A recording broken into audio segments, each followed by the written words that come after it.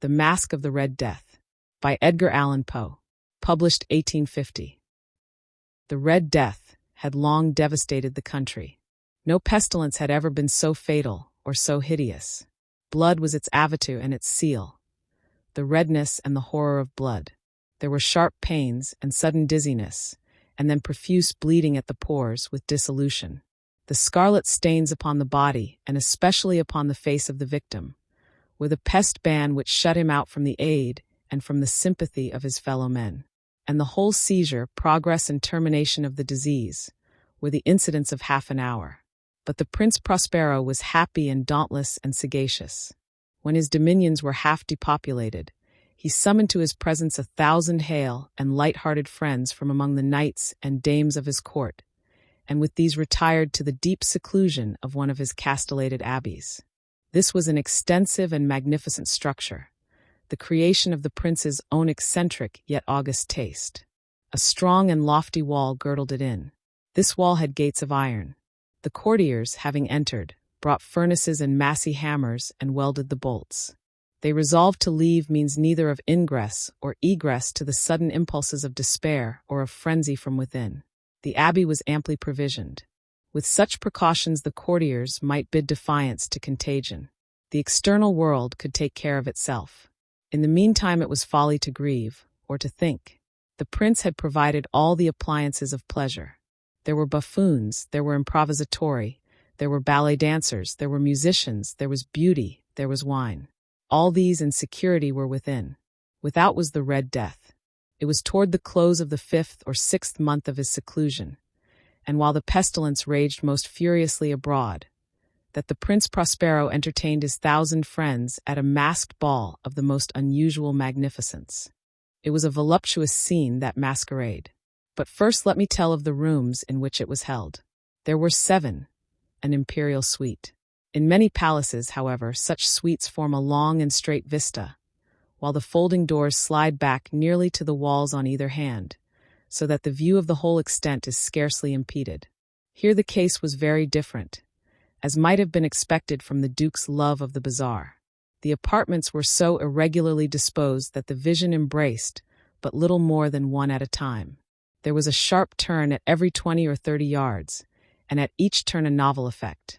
To the right and left, in the middle of each wall, a tall and narrow Gothic window looked out upon a closed corridor which pursued the windings of the suite.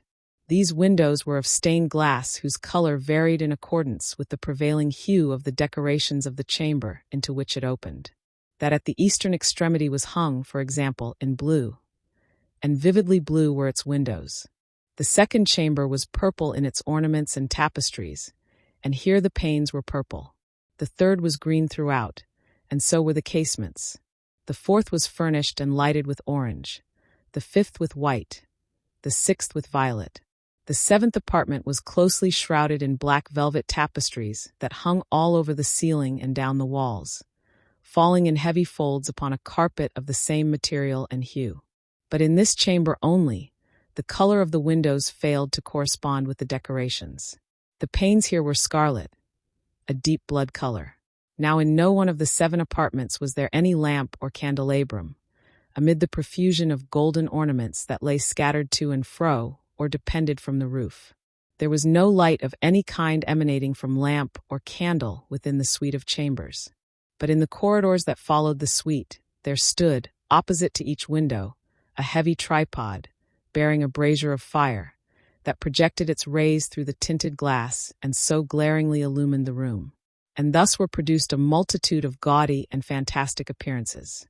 But in the western or black chamber the effect of the firelight that streamed upon the dark hangings through the blood-tinted panes was ghastly in the extreme, and produced so wild a look upon the countenances of those who entered, that there were few of the company bold enough to set foot within its precincts at all. It was in this apartment, also, that there stood against the western wall a gigantic clock of ebony.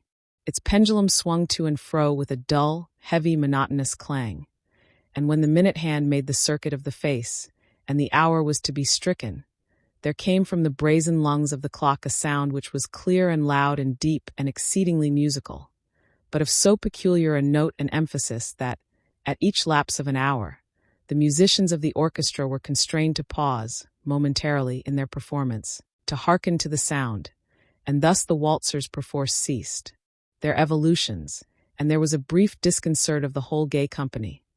And while the chimes of the clock yet rang, it was observed that the giddiest grew pale, and the more aged and sedate passed their hands over their brows as if in confused reverie or meditation. But when the echoes had fully ceased, a light laughter at once pervaded the assembly. The musicians looked at each other and smiled as if at their own nervousness and folly, and made whispering vows, each to the other, that the next chiming of the clock should produce in them no similar emotion.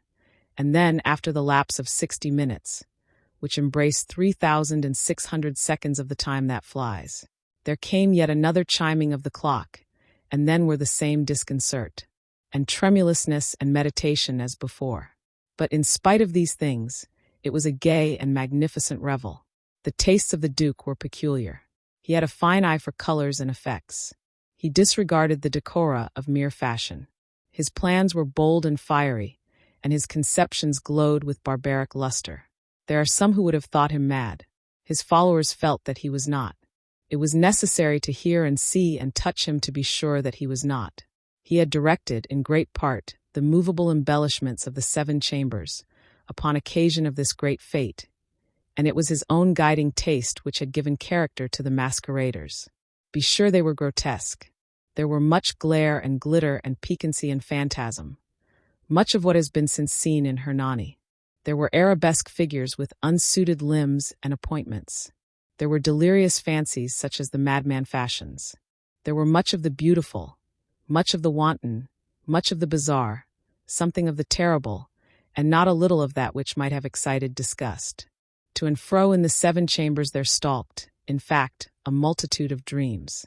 And these, the dreams, writhed in and about, taking hue from the rooms, and causing the wild music of the orchestra to seem as the echo of their steps. And anon, there strikes the ebony clock which stands in the hall of the velvet. And then, for a moment, all is still, and all is silent save the voice of the clock. The dreams are stiff frozen as they stand. But the echoes of the chime die away. They have endured but an instant, and a light, half-subdued laughter floats after them as they depart. And now again the music swells, and the dreams live, and writhe to and fro more merrily than ever, taking hue from the many-tinted windows through which stream the rays from the tripods. But to the chamber which lies most westwardly of the 7, there are now none of the maskers who venture, for the night is waning away, and there flows a ruddier light through the blood-colored panes, and the blackness of the sable drapery appalls.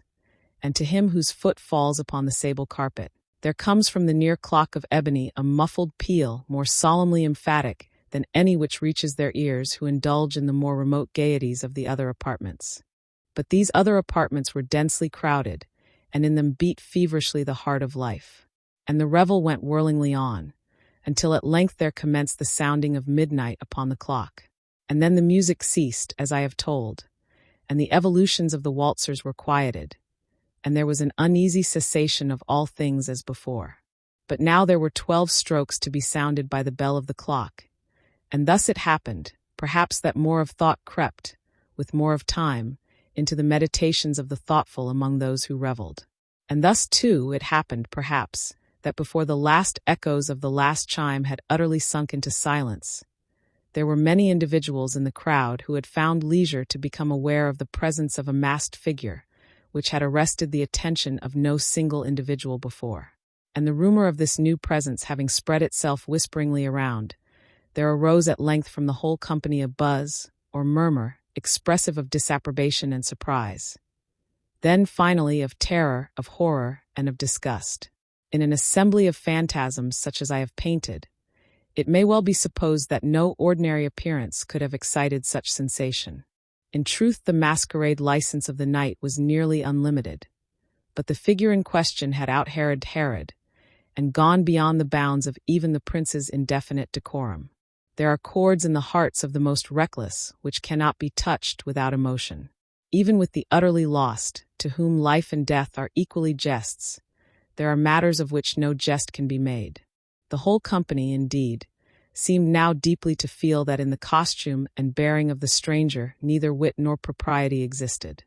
The figure was tall and gaunt, and shrouded from head to foot in the habiliments of the grave. The mask which concealed the visage was made so nearly to resemble the countenance of a stiffened corpse that the closest scrutiny must have had difficulty in detecting the cheat. And yet all this might have been endured, if not approved, by the mad revelers around. But the mummer had gone so far as to assume the type of the Red Death. His vesture was dabbled in blood, and his broad brow, with all the features of the face, was besprinkled with the scarlet horror. When the eyes of Prince Prospero fell upon this spectral image, which with a slow and solemn movement, as if more fully to sustain its role, stalked to and fro among the waltzers, he was seen to be convulsed, in the first moment with a strong shudder either of terror or distaste, but in the next his brow reddened with rage. "Who dares?" he demanded hoarsely of the courtiers who stood near him. "Who dares insult us with this blasphemous mockery? Seize him and unmask him, that we may know whom we have to hang at sunrise from the battlements." It was in the eastern or blue chamber in which stood the Prince Prospero as he uttered these words. They rang throughout the 7 rooms loudly and clearly. For the prince was a bold and robust man, and the music had become hushed at the waving of his hand. It was in the blue room where stood the prince, with a group of pale courtiers by his side. At first, as he spoke, there was a slight rushing movement of this group in the direction of the intruder, who at the moment was also near at hand, and now, with deliberate and stately step, made closer approach to the speaker.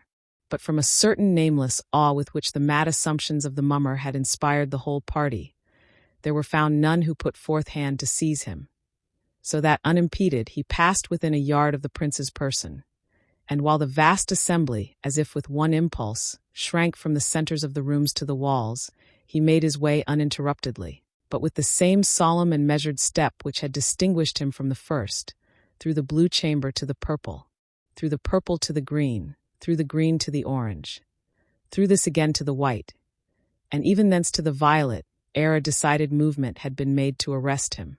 It was then, however, that the Prince Prospero, maddening with rage and the shame of his own momentary cowardice, rushed hurriedly through the 6 chambers, while none followed him on account of a deadly terror that had seized upon all.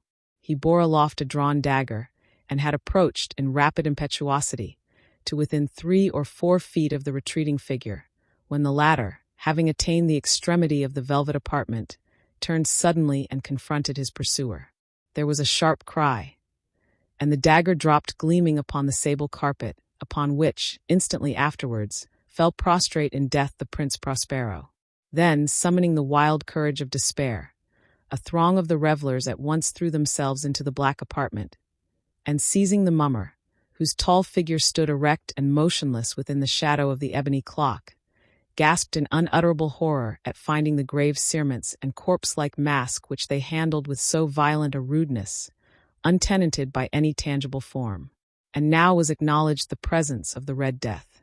He had come like a thief in the night, and one by one dropped the revelers in the blood-bedewed halls of their revel, and died each in the despairing posture of his fall. And the life of the ebony clock went out with that of the last of the gay, and the flames of the tripods expired, and darkness and decay and the Red Death held illimitable dominion over all.